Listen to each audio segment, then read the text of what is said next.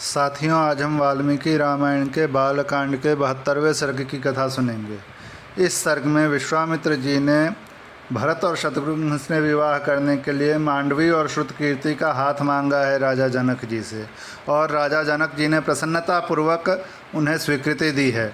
इसके बाद दशरथ जी ने सभी पुत्रों से 1-1 लाख गौएं दान करवाई हैं और नांदीमुख श्राद्ध करवाया है।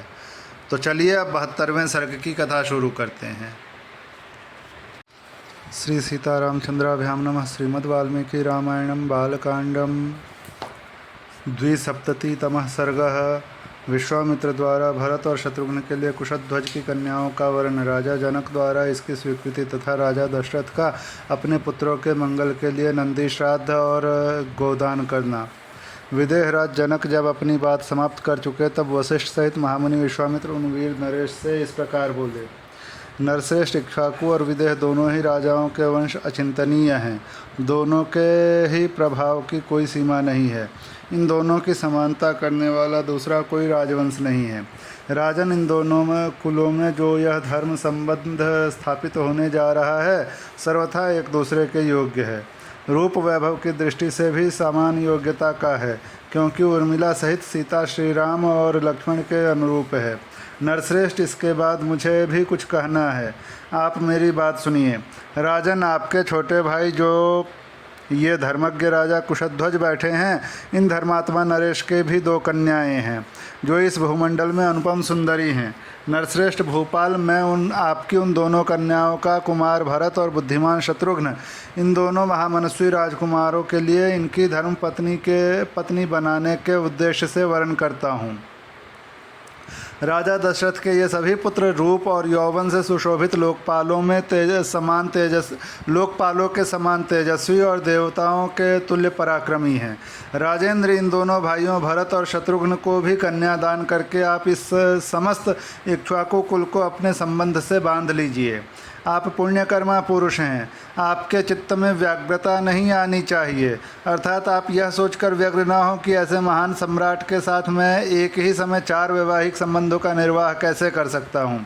वशिष्ठ जी की सम्मति के अनुसार विश्वामित्र जी का यह वचन सुनकर उस समय राजा जनक हाथ जोड़कर उन दोनों मुनिवरों से बोले। मुनिपुंगवों, मैं अपने इस कुल को धन्य मानता हूँ, जिसे आप दोनों इक्ष्वाकु वंश के योग्य समझकर इसके साथ संबंध जोड़ने के लिए स्वयं आज्ञा दे रहे हैं। आपका कल्याण हो। आप जैसा चाहते हैं वैसा ही हो। ये सदा साथ रहने वाले दोनों भाई भरत और शत्रुघ्न कुशध्वज की इन दोनों कन्याओं में से एक का अपनी धर्म पत्नी के रूप में ग्रहण करें। महामुने, ये चारों महाबली राजकुमार एक ही दिन हमारी चारों राजकुमारियों का पाणी ग्रहण करें। ब्रह्मण, अगले 2 दिन फाल्गुनी नामक नक्षत्रों से युक्त हैं। इनमें पहले दिन तो पूर्वा फाल्गुनी है और दूसरे दिन अर्थात परसों उत्तरा फाल्गुनी नामक नक्षत्र होगा, जिसके देवता प्रजापति भग तथा अर्यमा हैं। मनीषी पुरुष उस नक्षत्र में वैवाहिक कार्य करना बहुत ही उत्तम बताते हैं। इस प्रकार सौम्य वचन कहकर राजा जनक उठकर खड़े हो गए और उन दोनों मुनिवरों से हाथ जोड़कर बोले। आप लोगों ने कन्याओं का विवाह निश्चित करके मेरे लिए महान धर्म का संपादन कर दिया।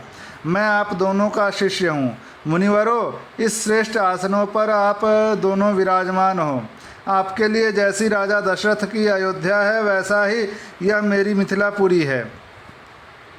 आपका इस पर पूरा अधिकार है, इसमें संदेह नहीं। अतः आप हमें यथायोग्य आज्ञा प्रदान करते रहें।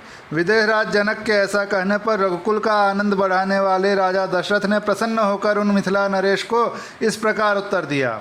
मिथिलेश्वर, आप दोनों भाइयों के गुण असंख्य हैं। आप लोगों ने ऋषियों तथा राज समूहों का भली भांति सत्कार किया है। आपका कल्याण हो। आप मंगल के भागी हों। अब हम सब अपने विश्राम स्थान को जाएंगे। वहां जाकर मैं विधिपूर्वक नांदीमुख श्राद्ध का कार्य करूंगा। यह बात भी राजा दशरथ ने कही। तदनंतर मिथिला नरेश की अनुमति ले महायशस्वी राजा दशरथ मुनिश्रेष्ठ विश्वामित्र और वशिष्ठ को आगे करके तुरंत अपने आवास स्थान पर चले गए। डेरे पर जाकर राजा दशरथ ने अपराह्न काल में विधि पूर्वक अभ्युदयिक श्राद्ध संपन्न किया। तत्पश्चात रात बीतने पर प्रातः काल उठकर राजा ने तत्कालोचित उत्तम गोदान कर्म किया। राजा दशरथ ने अपने एक एक पुत्र के मंगल के लिए धर्मानुसार 1-1 लाख गौएं ब्राह्मणों को दान की। उन सबके सींग सोने से मढ़े हुए थे।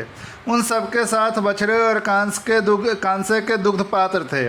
इस प्रकार पुत्र वत्सल रघुकुल नंदन पुरुष शिरोमणि राजा दशरथ ने 4 लाख गौओं का दान किया तथा और भी बहुत सा धन पुत्रों के लिए गोदान के उद्देश्य से ब्राह्मणों को दिया। गोदान कर्म संपन्न करके आए हुए पुत्रों से घिरे हुए राजा दशरथ उस समय लोकपालों से घिरकर बैठे हुए शांत स्वभाव प्रजापति ब्रह्मा के समान शोभा पा रहे थे। इस प्रकार श्री वाल्मीकि निर्मित आर्ष रामायण आदि काव्य के बालकांड में 72वां सर्ग पूरा हुआ।